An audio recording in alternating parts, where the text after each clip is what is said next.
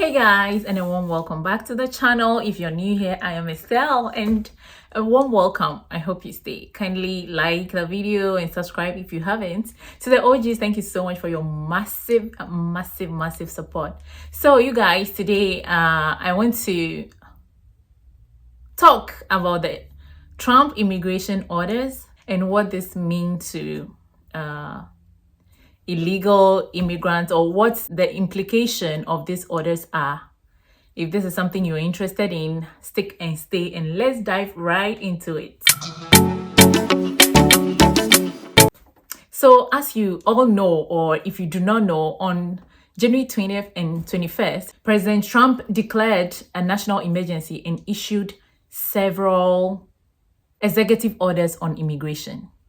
So what are these executive orders on immigration? These are to enhance advanced vetting of visa processes, birthright citizenship, border security, the US-Canada agreement, asylum, and refugee program.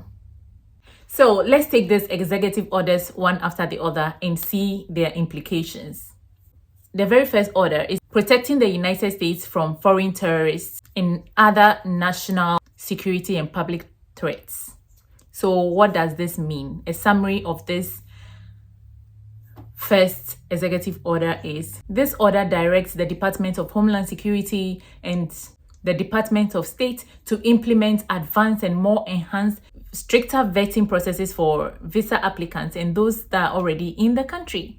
So this order directs all agencies to be thorough and very rigorous in the vetting processes for visas. So the implication of this is that there's a likelihood that foreign nationals that are now applying for visas to come to the United States will go through administrative processing. It also implies that scheduling visa interviews is going to be very hard. Getting dates for visa interviews to be very hard because there'll be backlogs. The scrutiny that's going to go on is going to allow a backlog in the system, because if they are on one person's case, it's going to take forever to finish with one person before they're able to get to another person. So it means that visa interviews or applications are going to go through extended processes or extended time periods instead of the normal time periods that were already allocated or that was already being used. It also means that during visa interviews, if anyone is trying to secure a visa to come to the United States, especially in countries that are high risk, categorized as high risk countries, they are going to go through a rigorous process. Those people from those high risk countries are going to go through a rigorous and heightened security or scrutiny before their visas will be issued. Also, it means that irrespective of people's nationality, if they are securing a visa to come to America, they are going to be asked about their ties with high-risk countries that are on the list as maybe high-risk, countries that have been classified or categorized as terrorist countries or potential countries where terrorists could come from. So it's a whole lot. So due to this additional scrutiny, it's anticipated that there will be more delays in visa issuance, because before one person is cleared, they are going to be asking for a lot of documentation and there'll be a lot of scrutiny, a lot of investigations. Also, it's likely that this administrative order would affect travel from countries that President Trump has identified as high risk. There might be partial or full travel bans from those countries.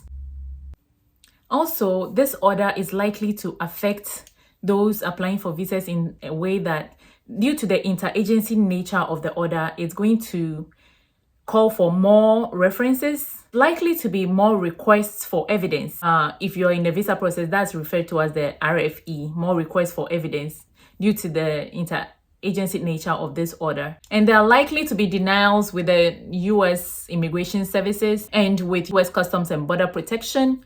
So now let's talk about the second order. So what I mentioned first is about the first order. The second order is protecting the value and meaning of American citizenship.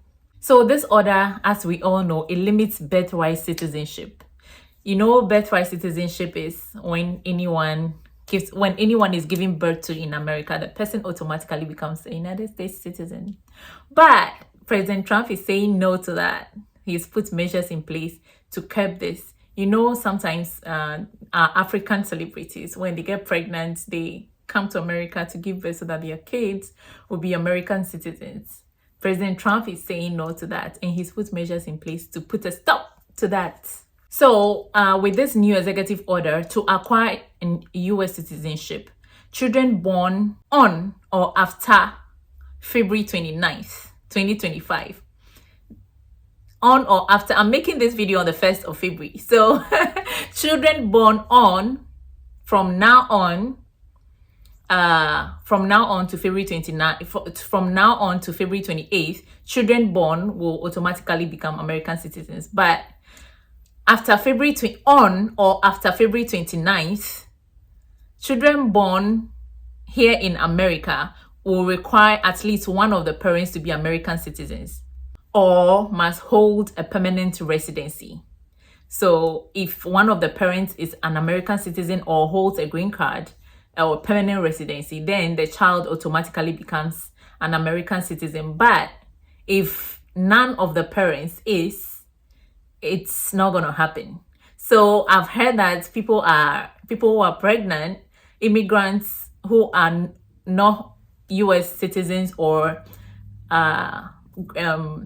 permanent residency holders who do not have a permanent residency are pregnant, are inducing themselves. They are asking for induction so that they can deliver before February 29th. So as I already said, if both parents are temporary visa holders, or maybe someone is on a work visa, a student visa, any of the visas that are temporary visas, if the person gives birth on or after February 29th, the child is not going to be a US citizen. So if this happens, the child giving birth to on or after February 29th will have to apply for a dependent visa on the parents, and USCIS will determine the nationality of the child. I don't know how that is going to work out, but USCIS would determine the nationality of that child. So for clarity's sake, temporary visas include B1, B2, E2, H1B, J1, L1, O1, TN, and their corresponding dependent visas. So if anyone is on these visas and they have their dependents, all those are temporary visas. Okay, so if you want more information on the category of visas I just mentioned, you can just go on the internet and see what these visa categories are. Some are work visas, some are student visas, some are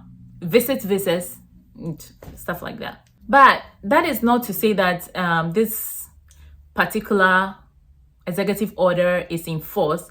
About 24 US states and 2 US cities and some civil rights organizations have initiated lawsuits to challenge this particular order. So, and also on January 23rd, the US District Court for the Western District of Washington also issued a temporary restraining order blocking the implementation of this executive order for 14 days. So it is pending for 14 days.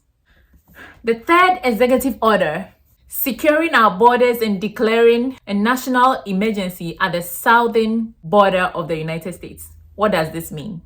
It directs the use of armed forces, physical barriers, and revision of policies that are aimed to impede and deny unauthorized entry into the southern border of the United States. So the impact of this is that it's expected that there'll be a long wait time at the point of entry at the borders.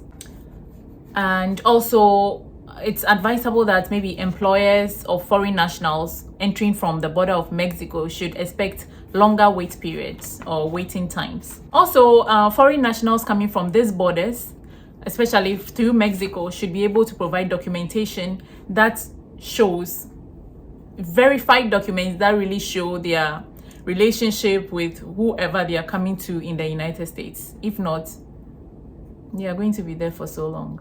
So what this particular order means is that it's reviewing, it's totally reviewing the United States-Mexico-Canada agreement, as well as other U.S. trade agreements. This particular executive order directs U.S. trade representatives to review and renegotiate or withdraw from trade agreements that disadvantage American workers or businesses. So that's the long and short of this particular executive order. But this direction to review trade agreements could impact other treaty-based non-immigrant visas, such as E1, which is the treaty trader, E2, treaty investor, the E3, specialty occupation workers from Australia, and HBB1 visas, which are specialty occupation workers from, is it Chile? What's the name of the country? Chile? Chile? Chile is Pepe. Sorry, I'm not trying to make fun, but I'm finding it difficult to pronounce the name of that country. Chile, whatever. Correct me in the comment section. And Singapore. The fifth executive order is the executive order protecting the American people from invasion. So this order directs the Department of Homeland Security to set new enforcement policies to address illegal entry, unlawful presence, and removal of those unlawfully present in the United States. So as you can see, there's news around of ICE deporting people. Yes, that is this particular executive order. So the Department of Homeland Security, it's expected to expand the use of expedited removal, as you can see people being deported every day. With this order, the Secretary of State, the Attorney General, the Department of Homeland Security are to limit humanitarian parole, designations of temporary protected status, and employment authorization. It also means that undocumented aliens must register their presence in the United States. If you fail to do this, you're regarded as a criminal because it's a criminal offense. Also, Department of Homeland Security may authorize state and local law enforcement agencies or officials to investigate, apprehend, and detain aliens. Particular executive order of protecting American people against foreign invasion, it revokes the Biden-era executive order, which states that civil immigration enforcement policies, migration and asylum seekers, reunification of families, immigration policies impeding legal immigration are to be revoked. All agencies are to revoke guidance or policies that were issued on this Biden administration executive order. So how does this impact temporary protected status and work authorization? It means that some of these things will likely not be extended. Temporary protected status and employment authorization documents based on TPS, which is temporary protected status, will likely not be extended. So the USCIS is likely not going to authorize automatic renewals or extensions of these visas or visa categories. If the Department of Homeland Security delegates this authority to state and local law enforcement to enforce these immigration laws, it is likely that foreign nationals are going to be asked of their immigration status wherever they go. So it's advisable that henceforth, wherever you go, you take your immigration documents along with you, whether it is permanent residency or whatever card, whatever thing that shows that you are lawfully or legally allowed to stay in this country. Wherever you go, you should have it along with you. Take it along. Make sure you don't misplace it. The sixth executive order that I have today to talk about is the executive order guaranteeing the state protections against invasion. So this is basically because the Trump administration says that there's a state of invasion, specifically invasion of immigrants at the southern border. I think the former Trump administration, if you read the news or you were into that, you would have noticed that there was a building of a wall or stuff like that, same at the southern border. This particular order invokes Article 4 of the US Constitution, which prohibits the entry of any person, including asylum seekers, at the southern border. So this implies that the Department of Homeland Security and the Secretary of State may admit asylum seekers based on a case-by-case basis. So this also means that the Executive Order 14013, rebuilding and enhancing programs to resettle refugees and planning for the impact of climate change on migration, is officially revoked. This means that the Department of Homeland Security would block asylum seekers and any other persons seeking to enter the United States through the southern border. Well, this might be challenging because the Immigration and National Act guarantees access to asylum seekers. So, Executive Order 7, realigning the United States Refugees Admission Program. So I'm making this video on the 1st of February. So this has already been terminated.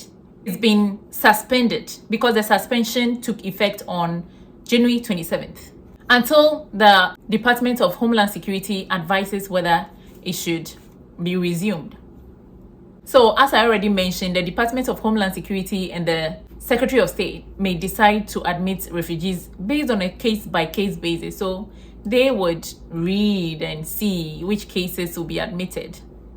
So as it stands now, the Department of Homeland Security's decisions on applications for refugee status are suspended until the Department of Homeland Security again decides otherwise.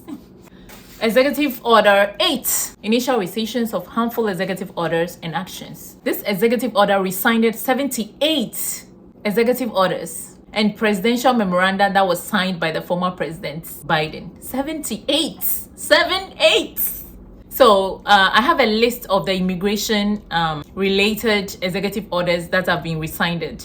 I'm just going to quickly go through and then mention it to you guys. Well, the first on the list is Executive Order 13993, which is the revision of civil immigration enforcement policies and priorities.